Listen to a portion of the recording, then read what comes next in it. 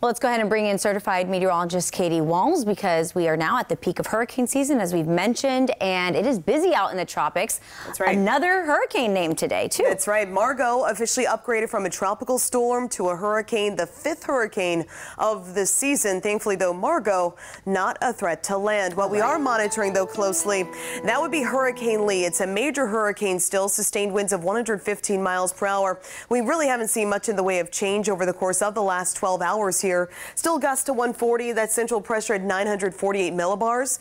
And by midweek, we'll start to see more of a northward turn and gradual weakening as it works its way north. As of now, Bermuda not expecting a direct landfall. Nonetheless, you have to keep in mind a couple of different factors. Lee is huge. It is monstrously huge. As a matter of fact, producing 12-foot waves 360 miles from the storm's center. So that's one reason why dangerous surf's already kicking up for parts of the Atlantic coast.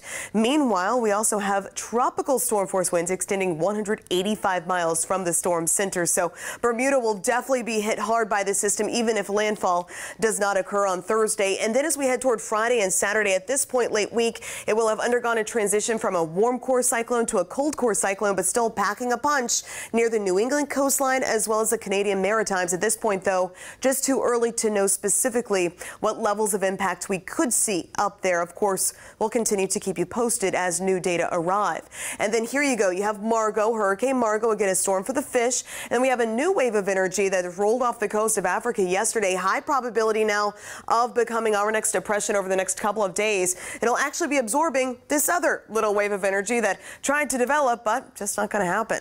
Now let's take a live look outside. Thankfully, at this point, the tropics, while they are active, nothing threatening the Sunshine State and nothing threatening us right here in Southwest Florida. What we're really focused on, the heat, the humidity. As we look live there, mostly clear to partly cloudy skies. I am watching this nearly stationary downpour right here, crossing over the Caloosahatchee River, so affecting locations from Tice up to Manatee Park, including Fort Myers Shores, and crossing over into parts even of North Fort Myers, seeing those areas of very heavy rainfall, nearly stationary storm here. So we'll just have to let it rain itself out at this point. Other than that isolated downpour, conditions overnight should be fairly quiet. Partly cloudy skies are expected tomorrow morning, and then heading into the afternoon, especially after 2 p.m., those scattered storms will be firing up, becoming a bit more numerous late afternoon heading into the evening. So just a heads up, like today, heavy rainfall, frequent lightning will remain our primary concerns. Looking ahead to Wednesday, once again, quiet the first half of the day, but heading into the afternoon, scattered downpours will be in the mix, and then later in the day on Wednesday with more of a westerly wind that should help to kick most of that energy farther inland and closer to the lake. As we look ahead to tonight, again, partly cloudy skies, 76 degrees is where we'll be starting off tomorrow. Afternoon highs tomorrow again in record territory. Fort Myers forecasting a high of 94. That would tie that record set back in 2010. Naples calling for a high of 94 above normal. Punta Gorda, as for now, looking for that high around 93 or so.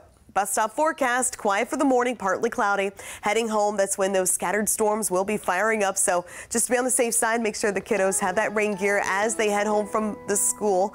Few afternoon and evening storms in the mix Wednesday, Thursday, maintaining afternoon storms heading into the weekend.